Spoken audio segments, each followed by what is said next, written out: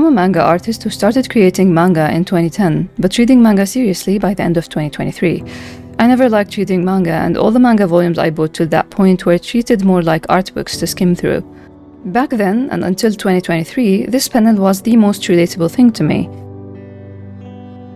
Until I decided in summer of that year that I want to watch anime, play video games, and read manga after years of not having the time or the will to do any of that. Turns out that panel is the furthest away from who I am, because my life at 38 years old felt like 15 the minute I started consuming other works seriously again. And my skills? Well, it was like some passive income thing. I was just having fun being around cool stories again, and while I wasn't paying attention, I ended up leveling up a great deal. If you're new here, I'm Dee, the author of Grey Is, an award-winning web manga about two opposite best friends who had nothing but their friendship to get by as kids, but are now working to heal and grow into balanced adults while striving to maintain their bond.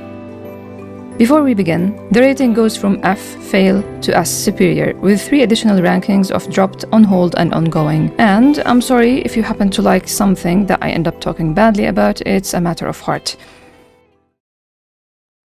Tier F. Beastars anime. Where do I begin other than I don't see the modern classic everyone talks about? I'm not gonna hide the fact that the sexual parts of it isn't something I expected, and it's not something I'm ever comfortable with. But that aside, I just couldn't connect to the characters or feel engaged with the pacing. I needed much time to realize what the plot actually was and what it's trying to say. Deep work. Audiobook. I think I've been listening to this since 2017, and that should tell you enough. It's just too boring and has nothing more than example after example of what different people in different sectors do to achieve deep work. The idea is so true, and there were some passages that explained the importance of logging off everything and delve deeper into work, but generally speaking, it felt like a waste of time. Face to Face. Audiobook. This book had a cool title and an intriguing subtitle, but the content, again, are examples, and in this case, very personal and specific examples of how the author found the beauty of human connection and the importance of relationships. It's not a book that gives you any room to engage. It's just you sitting down, listening to someone tell you about their life, not in an inspiring autobiographical way, but rather to prove the point they're trying to sell you on a certain topic. Blacklist Season 9. I didn't want to go back to this show after the big finale of Season 8 and what happened in it. It lost the premise of the show in that episode, and learning that the main writer of the show didn't approve and left the show made me even more determined to not watch the last 2 seasons. But I do like Dembe and Red's relationship, and it's always easy to go back to a show that you'll listen to in the background when you already know the setting, the characters, and the voices. But man, it deserves this F. It's just dragging for no reason, and I feel like I'm going to look up the summary for Season 10 and read it, just to roll my eyes at the ending that I guess will probably not give me any answers. Stories I dropped. Echoes of the Eye DLC. The OuterWilds DLC was hard to get into. The game ends in a very satisfying way that I had to force myself to even check what the DLC is about. It was until I heard that it was horror that I was very interested in it, because I do miss playing a good horror game. But man, the setting was very uninviting because everything I liked about the game wasn't present on The Stranger. The architecture with the cult vibes and the vocals and the music all reminded me of the movie The Lottery for some reason, and I hate that type of vibe or setting. On the bright side, I liked how with the Nomai we read a lot, while with the Habitant we were approaching things more visually. But in the end, and after playing enough of it to the point of learning 1 or 2 secrets, I decided to drop it and watch someone play it, and I did just that. It's a very, very important piece of the story, and I'm happy to have watched it. I don't regret not finishing the DLC myself at all. The idea of one single person doing one small thing that affected a whole universe is an idea that is rooted in my belief system, and I appreciated seeing it in a story. There were many things that bothered me about the DLC, which you could argue are the same case with how many things annoyed me in the original game when I started. The only difference is that having played the main game, I already know the ending of all this. So in the end, as a storyteller, I had one problem with the DLC. I kept wondering where this should be best played, because I still feel that OuterWilds' conclusion as is was enough. The finality of it was very final. Putting it in the main game would throw off the tone, the pacing, and risk giving away an important piece of information at the wrong time, with how open world the game is. One that would hurt the story of the Nomai, which is the main thing in our story. On the other hand, putting it afterwards is tricky, especially while having the same ending by the end. It just feels like when someone tells you a story and finishes, and while you're leaving, they're like, but hey, listen. So the DLC doesn't fit with the game, but also doesn't fit after you beat it. I don't know. Double manga. I heard about this on Twitter, and the premise of two friends doing the same job and having this rivalry and camaraderie relationship that is seinen instantly moved me to check it. And I loved every second of it. The relationship, the humor, the art, the layers of human drama and explorations of the human condition. It was also appealing and fun to read. I dropped it midway, I think in volume 3, because of, and this is a trend in the dropped section, nudity and or the physical expression of love. A great read, which I don't know if I'll pick up again. I actually might, because I did love the two main characters' dynamic a great deal. Insomniacs After School, manga. What attracted me to this series is definitely the art. I think I came across the title by looking up the soundtracks by Yuki Hayashi, and I was intrigued by the premise. I read the first few chapters and I can spend many hours just observing the art, but it simply didn't click with me, so I dropped it. I didn't check the anime, but the OST is utter beauty, and the main theme, Insomniacs After School, could be my track of 2024. Shadow Eliminators, manga.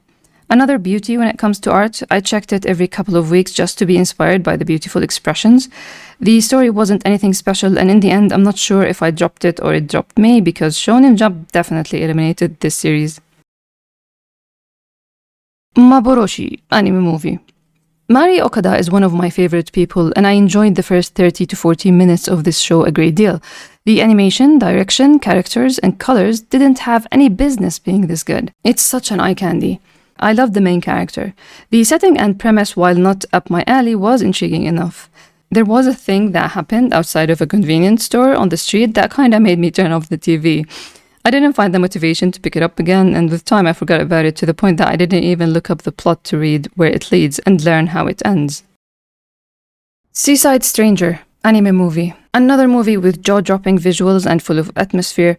The character designs are beautiful, and I always love a boy with half ponytail. I came across this while listening to some playlist on YouTube which had the blonde guy sitting in the kitchen writing or reading with a cat on the table, and beautiful details all around. I looked it up, found it, started watching it, but dropped it midway because while I loved the art, the colors, and some of the visual storytelling, it wasn't a story I was willing to put more time into. Not to mention, some spiciness led me to impulse quit. Sekiro. My hot take about gaming is that if you suck at video games, there's a chance you enjoy them more than an actual gamer, because the challenge-reward cycle, if you're stubborn enough, is way higher and more satisfying. And I play to enjoy playing even when I suck. I was very much sold on the story, the visuals were gorgeous, and even though I'm not a fan of historical settings and traditional clothing, I wanted to give it a shot. I guess this is a game that has real challenge for actual gamers, not me. I might return to it at some point, but as a person who lacks accuracy in many things, and especially in combat, I think we'll have to wait a few years for that to happen. Villain's Day Off, anime. I watched the first episode and the premise is good and easy to attract attention. It didn't click with me though. I love the main characters, but something about those 1 or 2 children that appeared, I think they were 2... Or 1, they were blonde, I don't know. Yeah, something about everything else outside the main character made me space out. Emio, video game. I've never played a visual novel, and I was never interested in them. However, if I feel the slightest interest in creating something, I'll fast get into it. And for some reason, I'm interested in creating a visual novel one day. So I found this demo, and I love demos, so I thought I'd try. Well, I don't like this genre, and I don't know if my interest in creating a visual novel will ever be enough to check any visual novel again. Too much reading, man. Chainsaw Man. So the anime is what got me into Chainsaw Man. The anime's finale is what made me continue reading the manga to check on Angel and then follow Aki's path. When that whole arc ended, I didn't have interest anymore, but I kept checking it here and there half-heartedly. It's not the series for me to begin with, at least not as a manga. But then we reached a point where something happens, and without spoilers, I've seen people using a screen cap from Evangelion to compare it to, and I guess you can tell by now where and how I dropped it. A bigger sigh. A Condition Called Love manga. Okay, just imagine how much could a series suck that it goes from top favorite to one that is listed the last in the dropped tier. A Condition Called Love is what I kept talking about next to Sakamoto Days in 2023. I lost interest in it slightly when Hananoi's toxic arc concluded. It was addressing a topic and resolving it in a way that is much needed.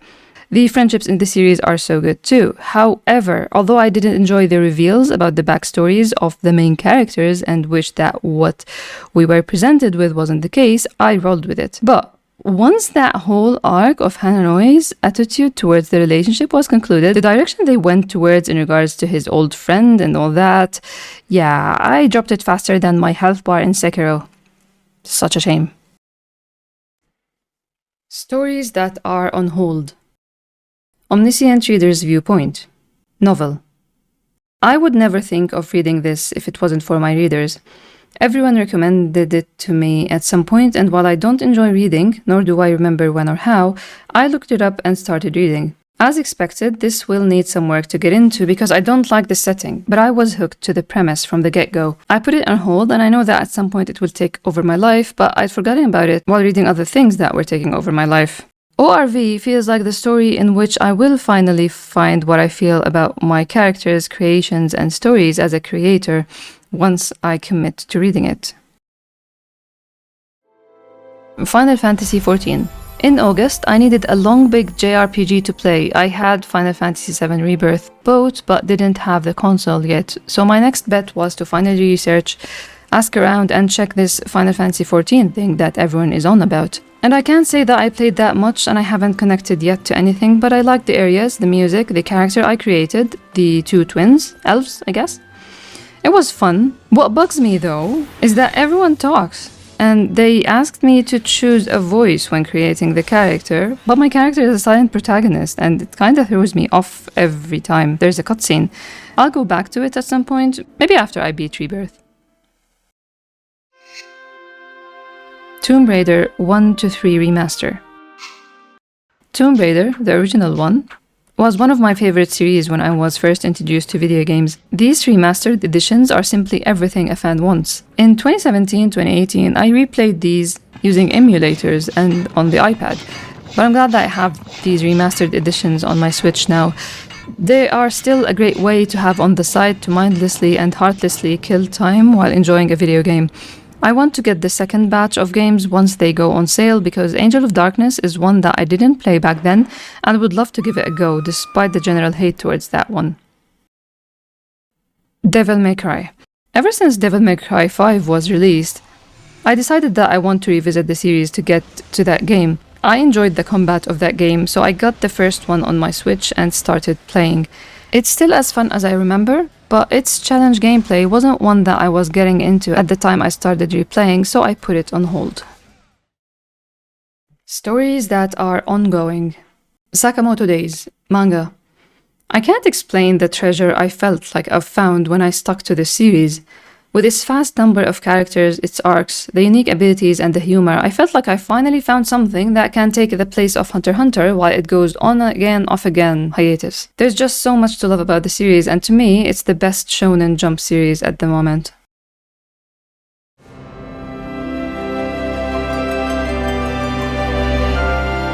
Final Fantasy VII Rebirth. I'm very slowly playing this game ever since I found out a way to play it using remote play. It's a gorgeous game and I can't wait to reach the point when it will click with me. With Remake, I got hooked around chapter 9 and full-blown addicted by chapter 14. So at chapter 8, I am being patient at the moment. I still hate Chadley and I'm more on the low end of the spectrum in terms of enjoyment and connecting to the characters and the story. But man, Cloud and Zack, I guess, are worth it. I just hope I manage to beat it in 2024. Sonny Boy. Another series that I'm waiting to click with. It just has no emotional layer to it as of right now. I've reached episode 5, and while there are cool bits here and there and I'm entertained by the art, I'm still dragging myself to start a new episode, and it's a series I will finish in 2025. Tier D.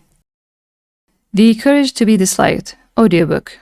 From the title, I thought this would talk about something that is completely different from what I was given, but I liked everything presented in it a great deal.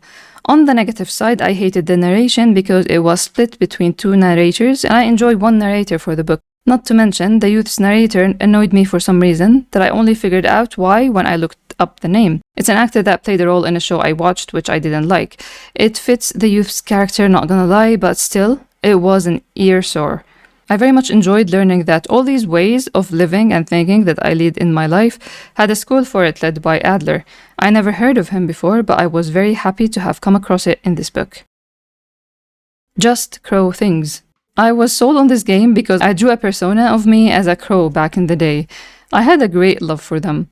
It was a fun, straight-to-the-point game. I would have created an E tier for it if it wasn't for the fact that I streamed it and some of my readers were watching, which elevated the experience a great deal. I enjoyed the different areas we go to in our journey to catch the bad guys. I liked the chaos I was able to create. This game is one of the few games I bought after I saw the promo on Steam, and the art style alone sold me, a habit that I do want to eliminate.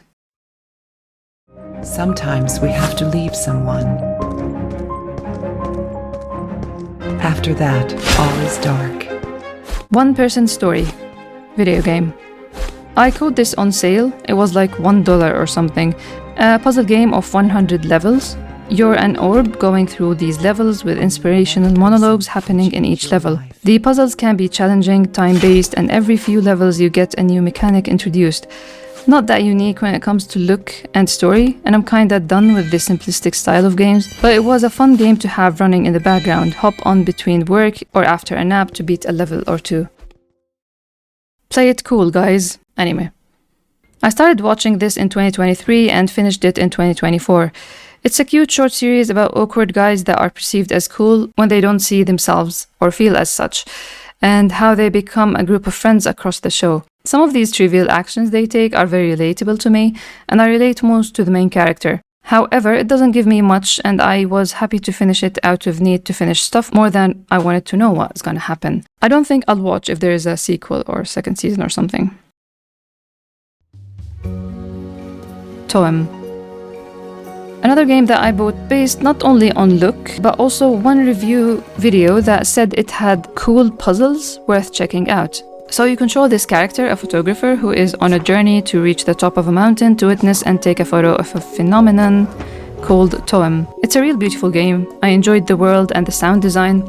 The city area was very fun, and some of the characters and quests, while not entirely special, were fun nonetheless. Very straightforward, but still entertaining enough that I got myself the DLC.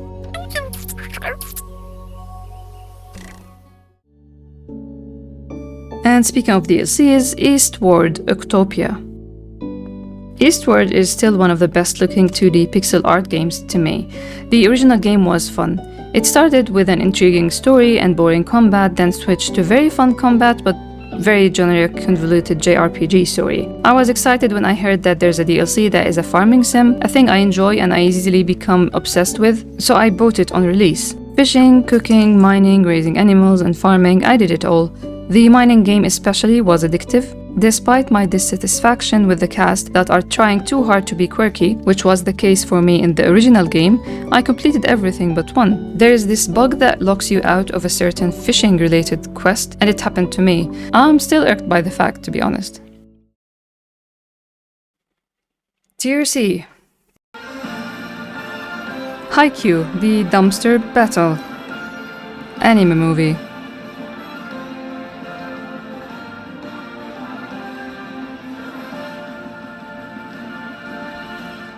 Every Haikyu fan was upset when we read that the remaining chapters will be adapted into 2 movies, justifiably so.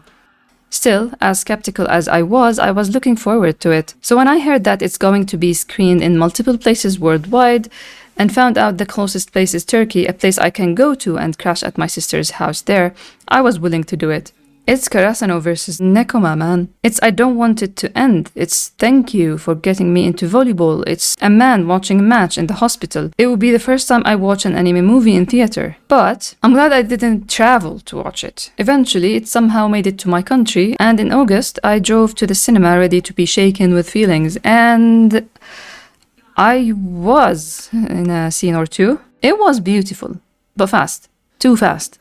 And it left me underwhelmed and thinking, who is this for?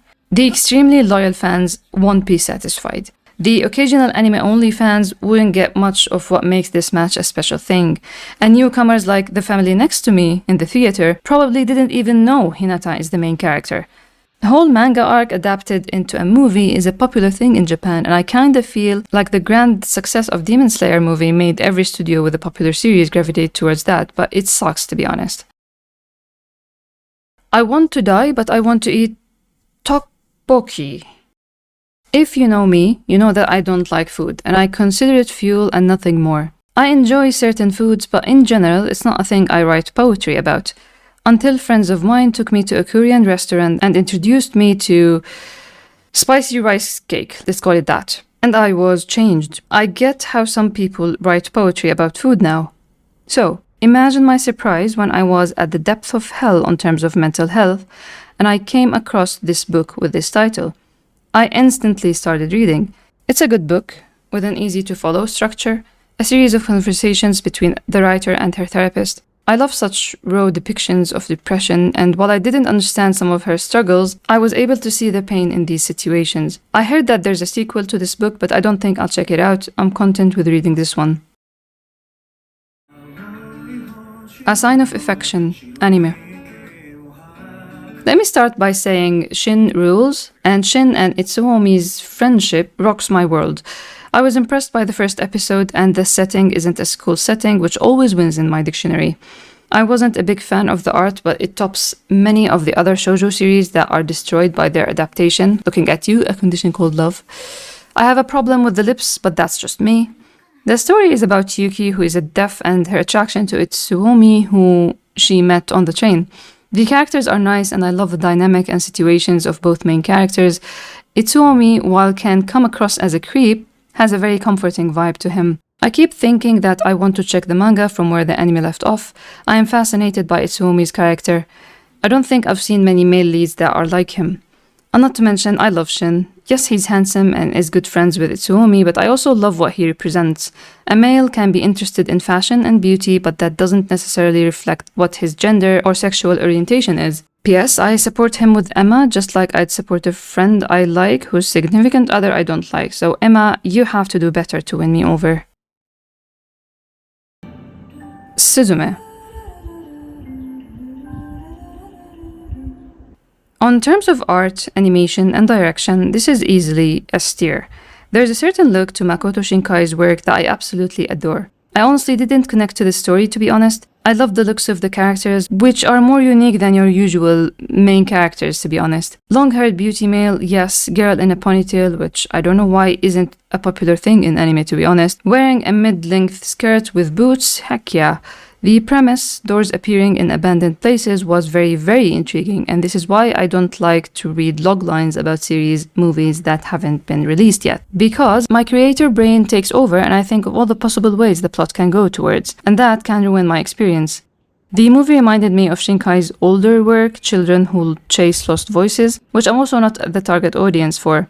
I mean, even the highly acclaimed Your Name was a beautiful masterpiece, but has elements that are just not to my liking. I love Shinkai's writing style, direction, and the themes he often writes about. 5 centimeters per second is my favorite movie of all time after all. These recent movies have a mainstream appeal and brilliantly cater to their intended audience. Sadly, they're not entirely for me, but I always show up to a Makoto Shinkai movie and I'll always leave with a new thing learned and inspired by. Snufkin, video game. This should be in the D tier, because to me, it's just like TOEM and Just Crow things on terms of gameplay, which is unengaging. And while the writer, characters, and visuals are better, on a normal day I would put it on the D tier.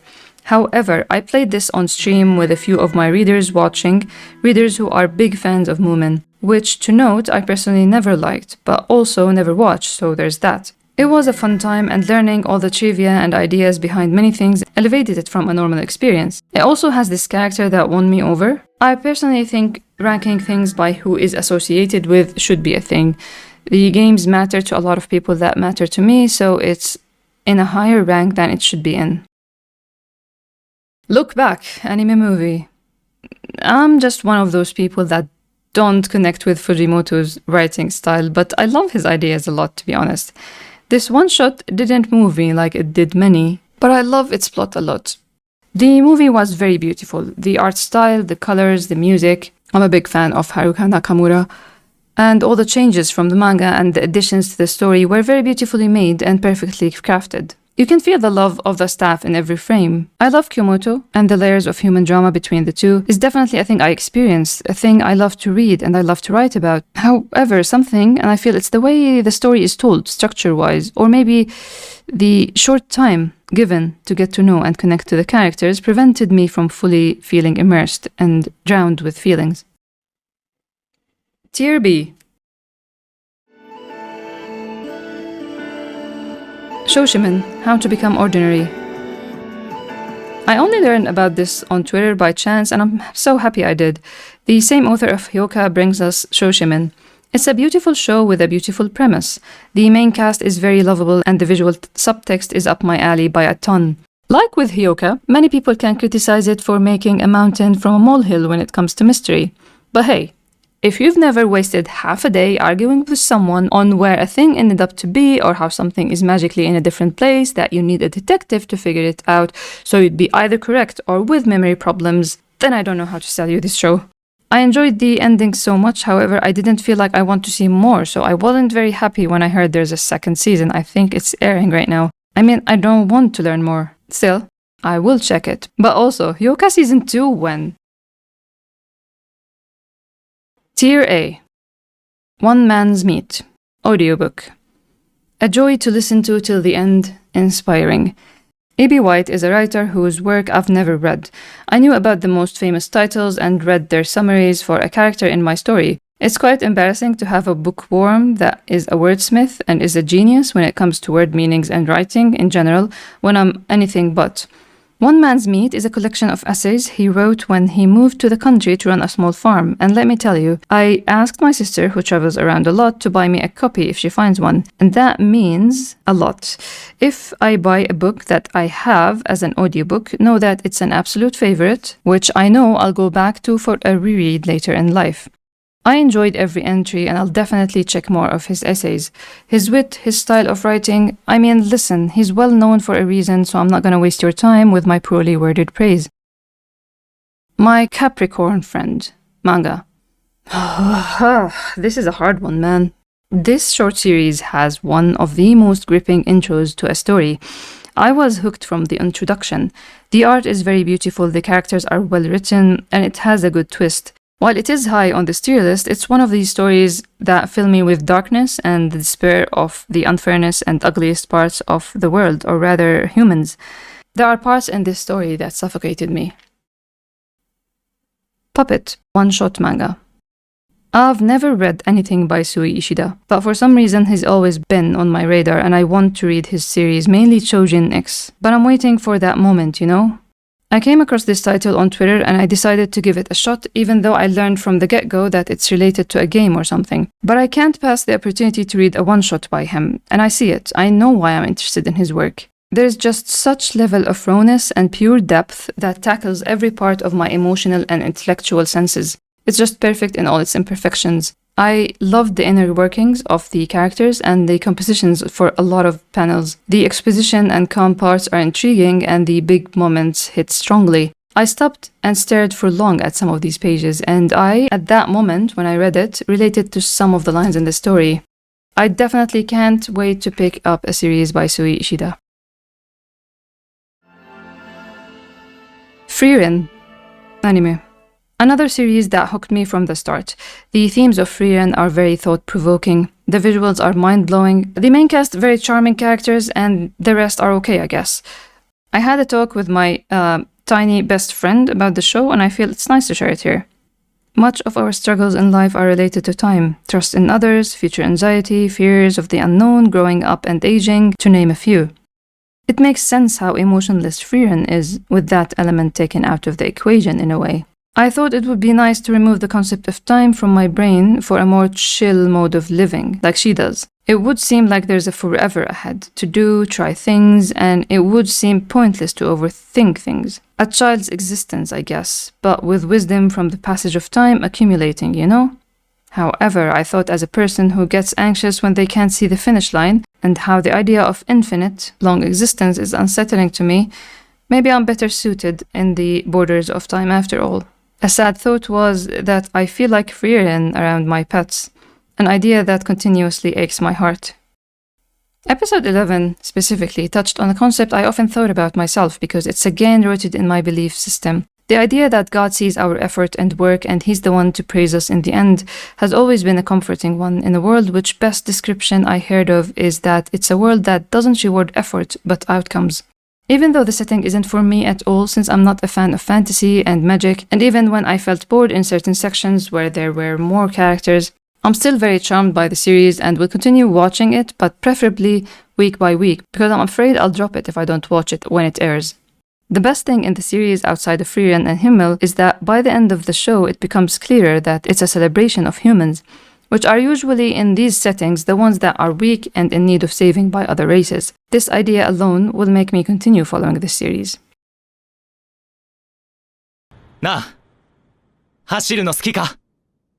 Run with the Wind. This has been on my radar since it was released. I saw the poster back then, heard it's the same production of Haikyu, and read all the funny comments about Kageyama being in another show, and I was interested. But I didn't pick it up till last year. I watched it with others on Discord and it was a great time. I'm very thankful for those who joined, shared their thoughts, and stayed to hear mine. I love this series and what it says. You can't easily find stories about people in college that doesn't revolve around partying and relationships. You also don't always find sports stories about a group of people who aren't all interested and passionate about the sport but stick to it. Every character is a deep representation of a human condition and I loved every second of it. Haiji quickly won me over. Haiji's voice just as much. I loved Prince, Nico is very, very dear to me. Yuki took me by surprise in the second half, King even more. Kakeru is a character I related to very much from the get-go, even though I don't like him. And Shindo is like one of those characters you put on a wound and it heals.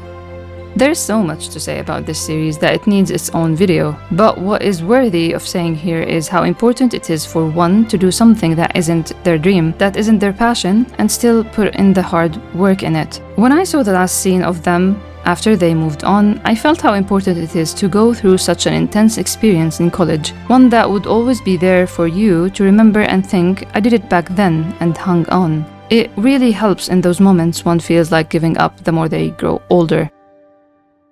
Haiji lost so much, but he fell right in place, since he does play a better role as a coach in my opinion. If it wasn't for the production and the unsatisfying ending for me, this would have definitely been in tier S.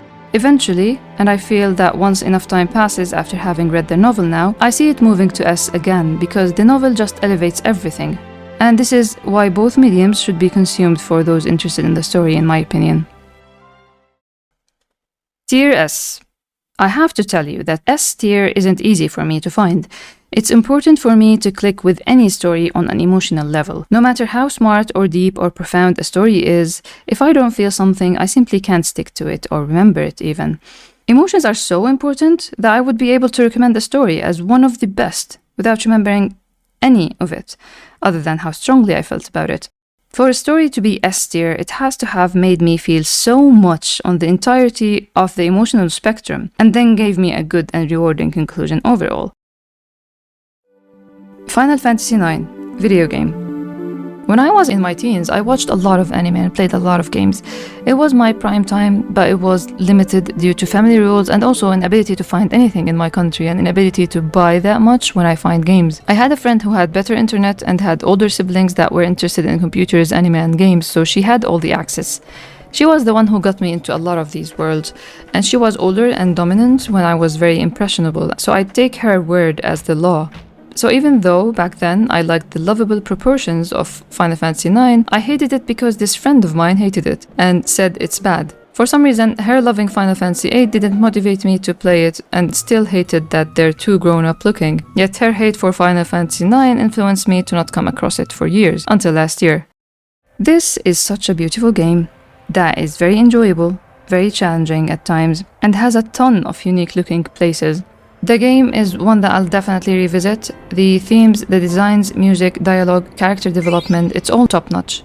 I always knew it was a special thing. I never liked Zidane, based on looks alone, and the tale, but I was always drawn to Vivi and Garnet. I also always liked how diverse the cast looked, even though I knew nothing about them. Vivi held up to what I expected of him. He's in my top 3. The other 2 in my top 3 took me by surprise, and as I said, Tier S is for those stories that make me feel everything. And for me, to favorite a character that I don't like necessarily like Zidane, or make me love a character that I thought nothing of like Amaranth, is always a rewarding experience. I knew many cutscenes from it, the big famous ones, and even the ending scene. Look away if you don't want spoilers, but this little interaction here, the eyes, the emotion that you can clearly read, was something that made me feel things every time I see it. It's such a layered interaction. To think that it's in Tier S is a surprise to my old self for sure. To be honest, I wish my teen self would have experienced it. I have a feeling it would have healed a wound or two. If there's ever to be a remake, I'll definitely be there, happy that I played the original now. OuterWilds. There is no game that made me feel all the emotions a human can feel like this one. Not to mention 70% of this was on the negative side. First-person perspective, space, aliens, history, archaeology, reading, this minimal art style, and time? It's like every single thing I hate is carefully placed in one game. Yet here we are at the very top in S tier. And man, where do I begin?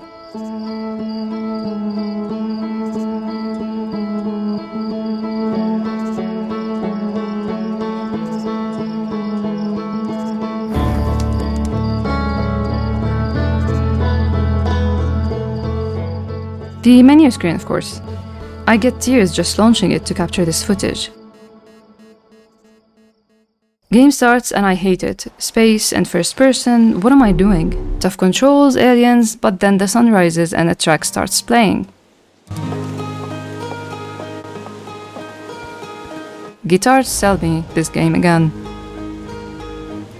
Dude, the electric guitar there. Look at that, the vibe, man.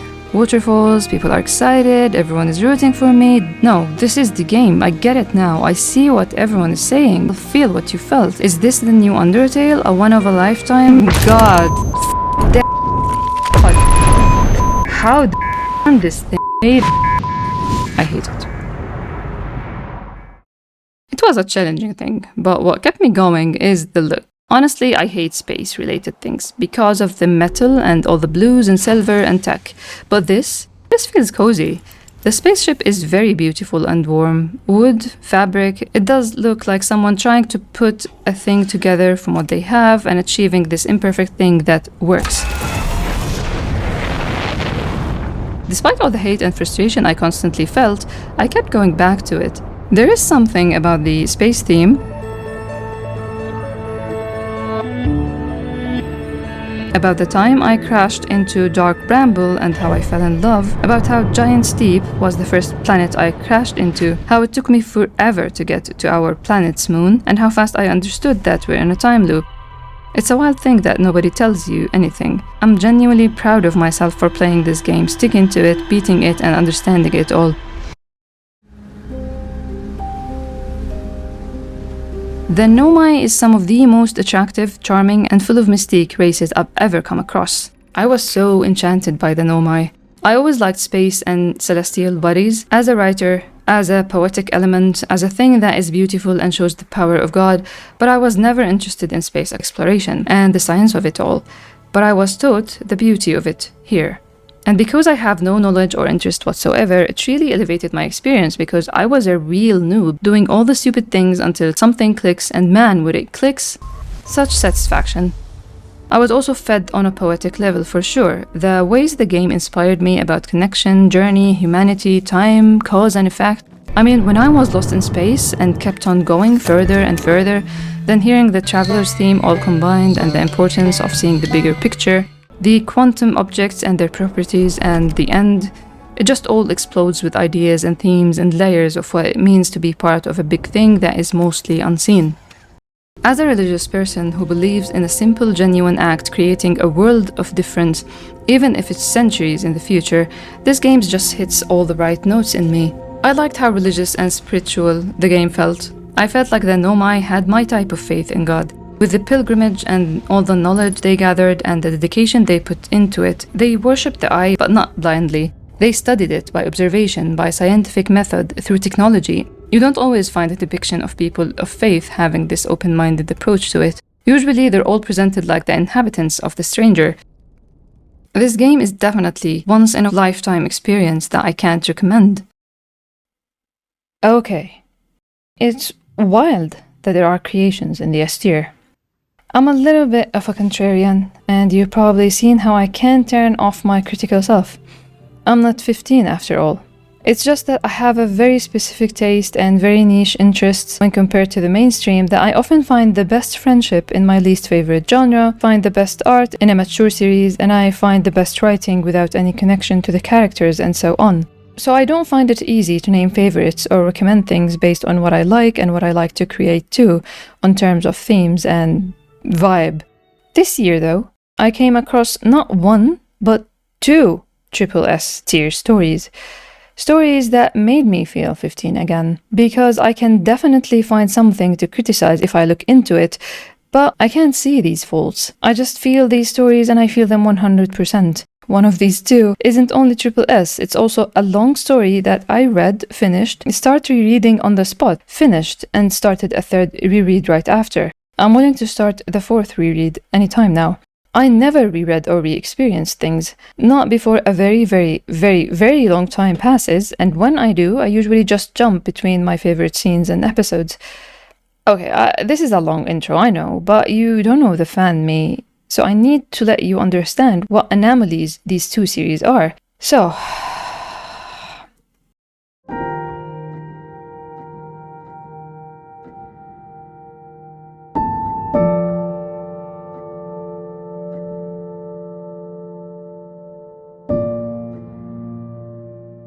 on the first S slot, we have Hitting Too Close to Home, fits my taste in genre and relationships, with a writing style that has visual subtext and metaphors, and a ton of realistic human drama. Of course, I'm talking about Ikoku Nikki. There are many things that hit me personally, many feelings and many situations and many lines that I related to. People always tell me they feel seen in my work, and I never understood until I read Ikoku Nikki. It's a series I want my niece to read one day. It's a series that I'm going to buy if it ever gets picked up by an English publisher. It's a series that will stay with me forever and one that I'll revisit in the near future. I cried a lot the night I finished the series. It's a series about grief, and I am still grieving my father, and this series is just raw and real and says it as it is. I also kind of mourned my reality, my chosen loneliness, which I love and I chose, but fears of the future took a hold of me again on that bed that night I finished it. It was the first time I felt completely open in front of my own eyes, written by someone else. I don't remember exactly the feelings and thoughts I had back then. I don't remember why I connected to or what moved me exactly, but I felt close to someone that I can't see, and it was a first-time experience in a way. I hope to reread the story and have better words to describe the ocean of emotion, sadness, and understanding I was left with.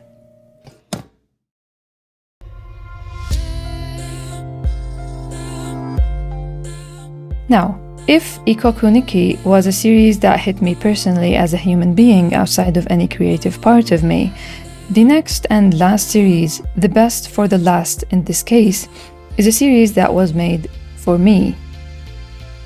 When people ask me what to do when they have an art block, I always tell them to go back to their roots. What that means is go back to what you liked when you were a grade schooler specifically, most likely a preteen. You see, when you are a preteen, you're not a toddler that likes anything on screen, Anything that moves with colors and a song, or a certain simple story that goes from A to B with good people and bad people. You're also not a teen that is looking for something to relate to, something to express your thoughts because you still don't know how to express them well, and you're not trying to find an image that you want to follow or watch what those people you want to be friends with are watching. When you were a preteen, you like something and it's pure you. I don't really have an interest in romantic relationships in life and fiction, but I hear often about coming across that one person that popped up into your life out of nowhere, rocked your world, inspired and revived feelings in you that you thought could never engulf you. And they just feel like they were made to be for you. And this is what No Home by Wanan felt like. My SSS+ favorite work in 2024. I find it very hard to tell you about No Home, because what I feel like I need is to talk to people who know No Home about No Home. When I was watching it, I wasn't watching it as a creator, I wasn't analyzing it, I wasn't relating to it, I wasn't learning from it. I was a pure fan just sitting there, liking what I like, following characters that I wholeheartedly love, and I just want to know what's next. And I'm not taking anything for me or for others, it's just me sitting there looking at a beautiful story unfolding in front of my eyes. It's another story that deals with grief in a very delicate, real and nuanced way. It also talks about one of the most important topics of all time. You are who you surround yourself with. It talks about friendship, full stop. All kinds of friendship, in all of its stages. It also talks about family, every good and bad of it, through different kinds of families. I can't and will never be able to praise No Home enough. What starts as a funny comic with a lot of swearing and ghosts turned to be one of the most touching, real and important stories. It is the dearest story for me. Wanan is a masterful storyteller. They tell the story and leave much between the lines, in this case, in between the panels to elevate what's being told. The expression that didn't make sense the first time around made complete sense now that I'm rereading and know where we're headed. Every single theme that is explored in this series is extremely important. It's a series that I doubt anyone would read and not find a character, a line, or an arc that speaks to them. The balance between heavy topics and humorous interaction is extremely well done. The dialogue is nothing like I've ever read. It all feels raw and genuine with no room for cliches and gimmicks. It's the type of story that whenever or wherever you come across a part of it, an image from it, something beautiful pains inside you.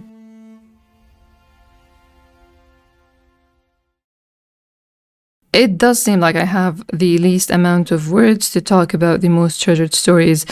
I guess they do leave me out of words. There is no outro. Thanks for watching till the end, and next time you're interested in reading something new, check Grey Is.